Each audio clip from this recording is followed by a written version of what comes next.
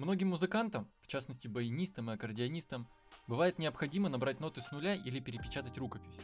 С одной стороны, существует уйма программ для этого дела, но люди часто просто не хотят разбираться в сложном пользовательском интерфейсе и хоткеях программ.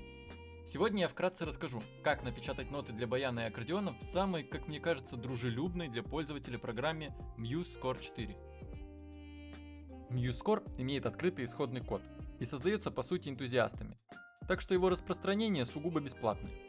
Несомненно, для нас это огромный плюс, так как не всегда хочется тратить деньги на софт, а на сегодняшний день это еще и не всегда представляется возможным. Несмотря на то, что программа не имеет некоторых узкоспециализированных функций и знаков, она имеет огромные базовые возможности. В общем, взвесив все ее сильные стороны и недостатки, я все же решил работать в ней. Скачать программу можно с официального сайта musescore.org. Скачивайте версию Without MuseHub. MuseHub – это магазин, который пока что нам не нужен. Устанавливается программа с помощью стандартного установщика, достаточно следовать его инструкциям. Я пропущу этот шаг, так как у меня она уже установлена. Чтобы создать партитуру, необходимо нажать соответствующую кнопку. Далее нас встречает меню выбора инструментов, их тут очень много. Чтобы добавить инструмент в партитуру, необходимо выделить его и нажать стрелочку. После нажатия «Продолжить» мы попадаем в меню, где можно выбрать тональность, тут можно выбрать ключевые знаки, тактовый размер, можно выбрать длительности и их количество в такте, темп, можно выбрать точный темп и длительность, с которой он будет соотноситься, количество тактов, а также за такт, у него мы можем выбрать длительности и их количество. Я сделаю 16 тактов без затактов. Далее текстовые настройки, название, композитор, подзаголовок, автор текста и авторские права, если вдруг вам понадобятся такие подробности. После нажатия «Готово» вы попадаете в основное рабочее пространство партитуры. Советую вам поменять пару настроек перед началом работы. Для начала зайдите в «Правка», «Настройки программы», «Аудио и MIDI», поставьте максимальный размер буфера. Это число показывает, сколько оперативной памяти использует программа. Если это число будет слишком маленьким, программа будет тормозить, а звуки заикаться. Далее перейдем в сочетание клавиш. Добавить связанную ноту и установите клавишу «Равно», которая слева от Backspace. Как по мне, это самое удобное расположение этой функции. Сейчас на экране вы видите все основные горячие клавиши, которыми я пользуюсь чаще всего. Вы можете распечатать скриншот или выписать их и первое время пользоваться шпаргалками, пока они не запомнятся. Не пугайтесь, что их много, они очень полезны. Все, что я буду делать, можно сделать мышкой. Будет абсолютно то же самое, но использование клавиатуры добавляет удобства и ускоряет процесс. Напишем мелодию правой руки. Для письма мышкой сначала нужно нажать N, а потом уже нажимать ноты на нотном стане. После написания нот, неважно мышкой или клавиатурой, снова нажмите N, иначе программа будет считывать нажатие мыши как запись нот. Если мы хотим выбрать другие длительности, то нужно нажать шестеренку на панели под вкладкой «Партитура» и проверить, чтобы отображались нужные вам длительности.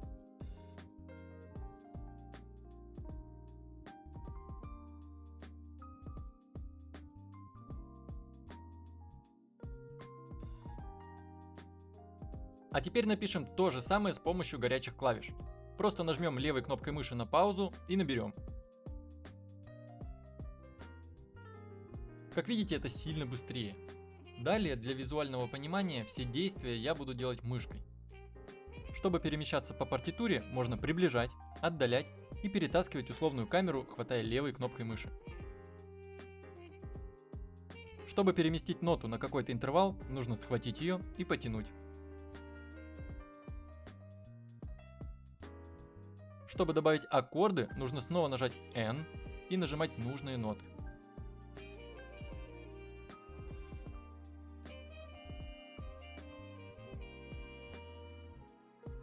Добавим бас-аккорд, типичный для игры на готовом баяне или аккордеоне.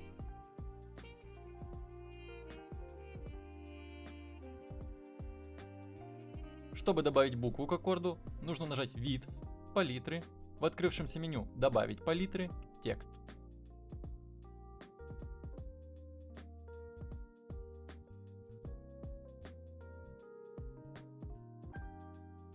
Выделяем нужный аккорд, добавляем текст и двойным кликом прописываем букву.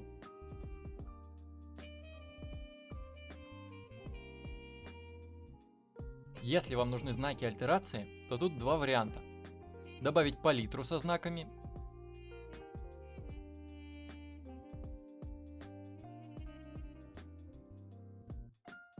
или добавить их видимость рядом с длительностями.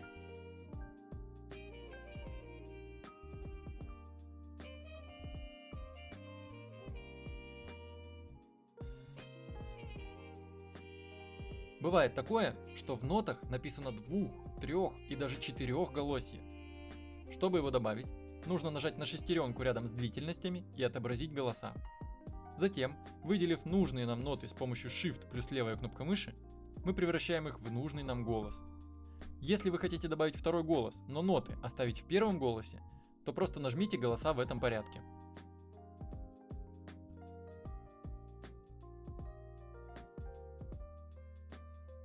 Лишние паузы можно удалить.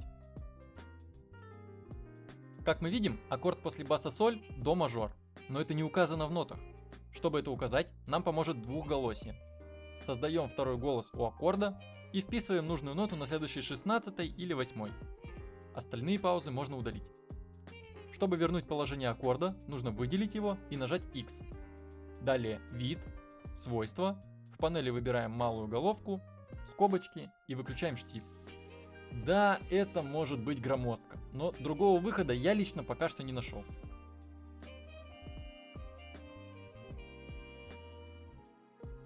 Все последующие знаки, такие как темп, динамика и штрихи, добавляются в палитрах.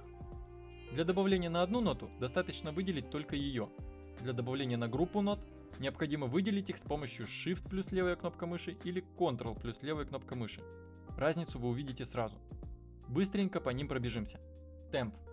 Так же, как и в начале, это выбор длительности и числа ударов метронома в минуту, который, кстати, можно включить, нажав на соответствующий значок сверху.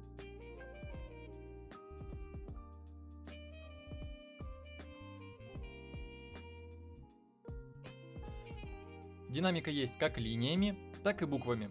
Выставляется все по тем же принципам.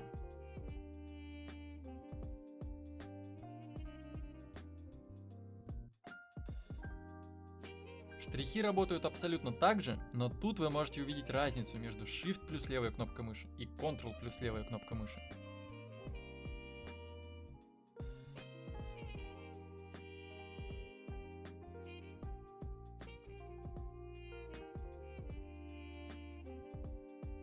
Бывает такое, что вам не хватает тактов или остались лишние. Сверху добавить такты в конце партитуры. В меню преобразования можно удалить выделенные или пустые такты в конце.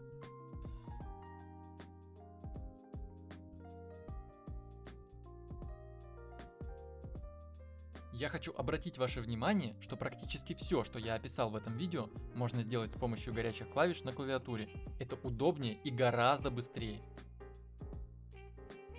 Чтобы сохранить проект, нажмите «Файл», «Сохранить» или «Сохранить как».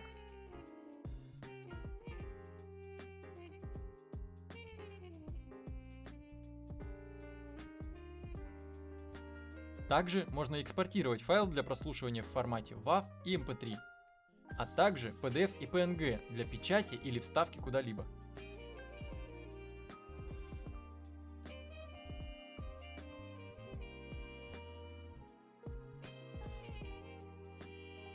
Вот такое получилось обучающее видео. Если вы хотите больше уроков, лайфхаков или ответов на вопросы, пишите комментарии, ставьте лайки и подписывайтесь.